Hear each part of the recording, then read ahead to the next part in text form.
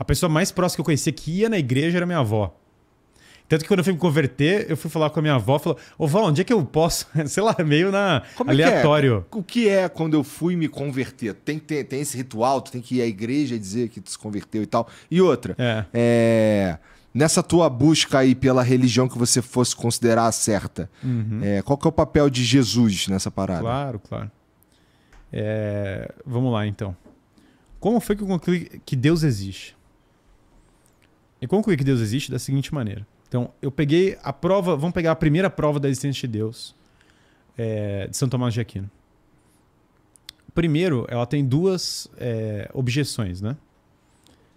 Que é argumentos contra a existência de Deus. São muito comuns. Um é, Deus não existe porque ele permite o mal.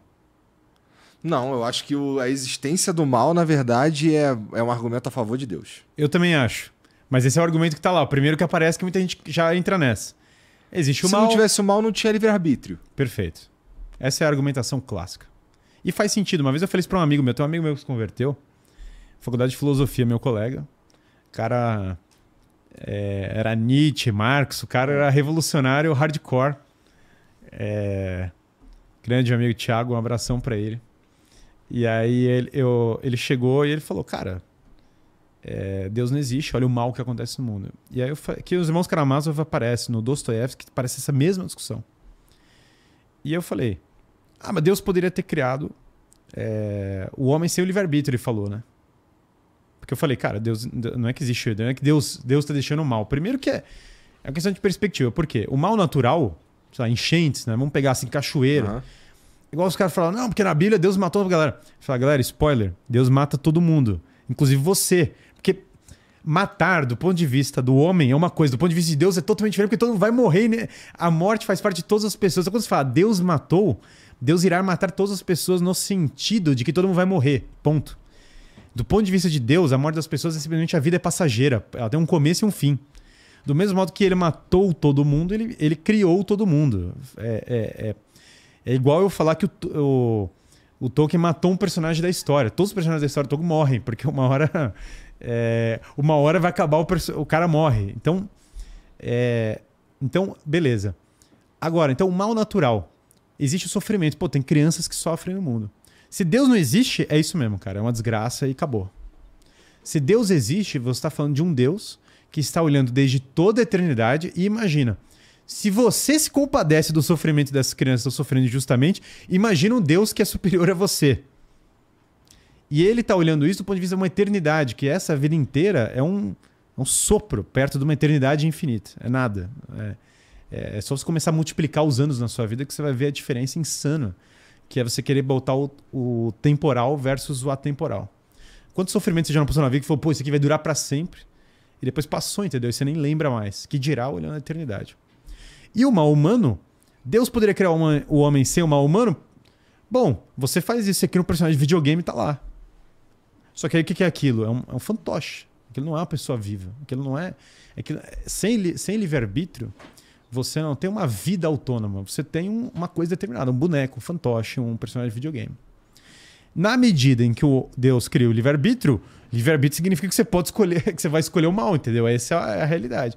Então o homem vai lá e faz errado. Como a gente falou, ele busca o mais fácil ao invés do mais difícil. Então, essa já responde a do mal. A outra que ele fala é o seguinte, bom, mas não necessariamente eu preciso dizer que Deus existe, porque eu explico vários fenômenos pela natureza. Essa é a segunda objeção. E realmente dá para explicar vários fenômenos pela natureza. E eu diria para você que o ponto de discutir se Deus existe não é para explicar os fenômenos da natureza. Para isso você deveria usar as análises da natureza. Se é para isso... tiveram pessoas na história que tentaram usar Deus para explicar fenômenos naturais. Eu acho estranho. Por quê?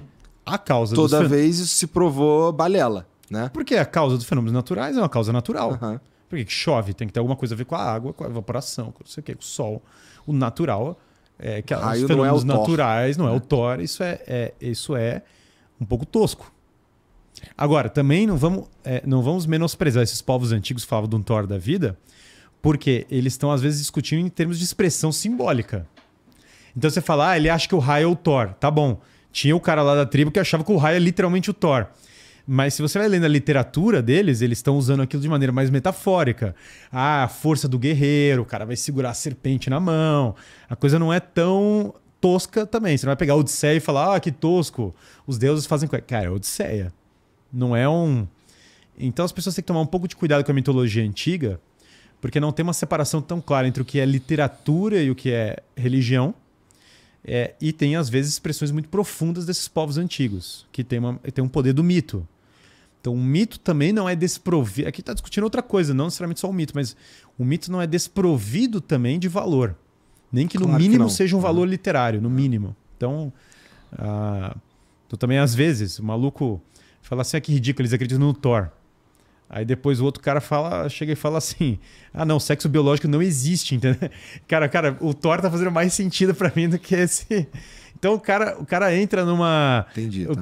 A sociedade atual, às vezes ela... Veja, você pode julgar o que você pode julgar 1000 coisas a partir do sexo biológico, mas, cara, não existe, é uma frase forte, entendeu? É uma frase bem forte. É uma frase que o cara do Thor provavelmente não acreditava nisso, entendeu? Provavelmente ele falaria pra você que meio que existe, sabe? Então o homem moderno, às vezes, tem que tomar cuidado com a soberba dele ao julgar os povos antigos. Mas sim, claro que tem gente que falava o Thor é o trovão, e é isso, o que explica o trovão é o Thor. Não, mas o que a gente estava falando é que os fenômenos naturais, a gente tem uma consegue... causa natural. A gente consegue, vamos lá, hoje em dia, a gente consegue saber... Claro. Sei lá, se não todos, a maioria como as coisas rolam. O nosso conhecimento... Eu diria ainda que ele é limitado à quantidade de coisas que tem no mundo. A gente tem uma limitação variada. Quando entra no nível quântico, por exemplo, a coisa vai embora. Sim, né? Não tô falando Não vou entrar disso. nessa pira agora, mas um detalhe sobre isso é que o Heisenberg, que é um dos pais da física quântica, falou, se vocês quiserem entender física quântica, leiam Aristóteles. Então você vê que o bom e velho Aristóteles vai embora. Agora, ele falou isso, vocês não entendem física quântica, vocês não leram Aristóteles, cara. Vocês não estão lendo o cara que viveu há mais de 2000 anos atrás. Então os argumentos do ateu geralmente... Não, você estava falando de um... Sim. São dois. Um que... Esses são duas objeções, se o Tomás fala, objeções comuns a isso. Não são os únicos argumentos ateus, tem vários que se usam, mas aqui eu estou entrando em dois primários. Bom, mas aí São Tomás fala assim, cara, mas naturalmente o argumento para a existência, naturalmente, o fato de existirem explicações naturais para causas naturais em nada exclui a existência de Deus. Pelo contrário, porque eu preciso de uma explicação para a origem de todo o cosmos, para a origem da ordem. Então, eu continuo com isso. Então, o ponto de discutir se Deus existe não é para explicar fenômenos naturais, é outra coisa. É mais profundo que esse. Então, tirado isso da frente, São Tomás fala o seguinte... Ainda tem uma outra objeção anterior, que ele fala, e as ciências diferentes? Ele fala, olha, eu tenho fé, eu não preciso discutir racionalmente se Deus existe. Eu acredito, ponto. Pra que esse cara... Tá aí o Guilherme chato, entendeu? Ficar falando 40 minutos que Deus existe aqui. Eu já tenho a minha Bíblia, acredito aqui, Deus existe. Aí São Tomás fala uma coisa interessante. Fala, olha... por que discutir que Deus existe do ponto de vista usando a razão? Não simplesmente, tenho a fé. Muita gente, primeiro, que não tem a fé. Então já vamos partir dessa premissa. E 2 é que áreas diferentes do conhecimento podem chegar numa mesma conclusão. E essas áreas diferentes do conhecimento, elas se complementam. E como a verdade é uma só, você vai descobrindo isso, né? Sem entrar em polêmica da Terra, mas São Tomás de Aquino, na Suma Teológica, fala, olha, você tem 2 formas de perceber que a Terra é esférica. Pela astronomia ou pela geologia. Os 2 caminhos vão chegar lá. A geologia e a astronomia são ciências muito diferentes. Mesmo assim, elas têm que chegar na mesma conclusão, porque você está falando do mesmo objeto. Você está falando de uma verdade, né? Então eu posso chegar na conclusão que Deus existe pela teologia. Simplesmente, cara, acredito, tenho fé, encontrei Jesus, tive não sei o que e tal. Cara, isso é uma forma de ciência. De ciência no sentido de um tipo de conhecimento da revelação. Não ciência no sentido experimental, mas acho que isso as pessoas vão entender. No entanto, veja só, não é nenhum absurdo que eu, por vias diferentes, chegue na mesma coisa. Exemplo, tem neurocientistas hoje falando que é importante você dormir bem, fazer exercício, comer bem, a galera tá em alta. Que é uma coisa que a Bíblia fala também, que é uma coisa que também na filosofia clássica se fala. Então é natural que pessoas sensatas, por vias diferentes, cheguem nas mesmas conclusões sobre a verdade. O estranho seria eu chegar em 2 baita conclusões sensatas e chegar em coisas totalmente diferentes. Aí alguma coisa, ou um dos 2 lados está errado, ou alguma coisa, algum ângulo, eu tô olhando sobre ângulos diferentes, alguma coisa tem que achar, beleza.